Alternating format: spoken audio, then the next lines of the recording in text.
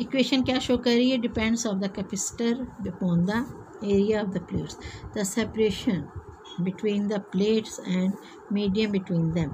अब आप क्या दोनों को dividing equation 12.51 this by this we get लाजमी दोनों का आप डिवाइड कर लें किस किस को, इक्वेशन 51 और 15 12 50। पहली इक्वेशन आपकी क्या थी? C medium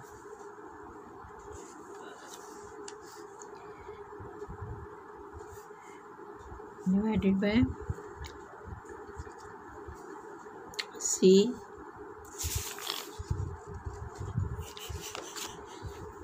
vacuum equal to C medium आपका क्या था? A epsilon naught R divided by D. ठीक है, सी वैक्यूम क्या था आपका? A epsilon naught over D. ठीक है, अब क्या होगा? C medium C vacuum is equal to A epsilon naught R divided by D multiply by D over A epsilon naught। तो क्या होगा? this by this तो क्या हो गया? C medium divided by C vacuum equal to, चलो क्या calculate देख लें आप।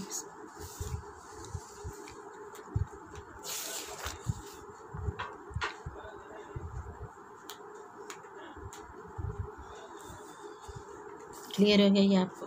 इक्वेशन क्या शो करती है ये? डाइलेक्ट्रिक कोफिशिएंट और dielectric constant is defined as. अब इसकी वजह से हम कह सकते हैं कि डाइलेक्ट्रिक कोफिशिएंट या डाइलेक्ट्रिक जो आपके पास कांस्टेंट आया है वो डिफाइन करता है the ratio of capacitance of parallel plate capacitor, the ratio of capacitance of parallel plate capacitors with an insulating substance as medium between the plate is to its capacitance with vacuum or air as medium between them।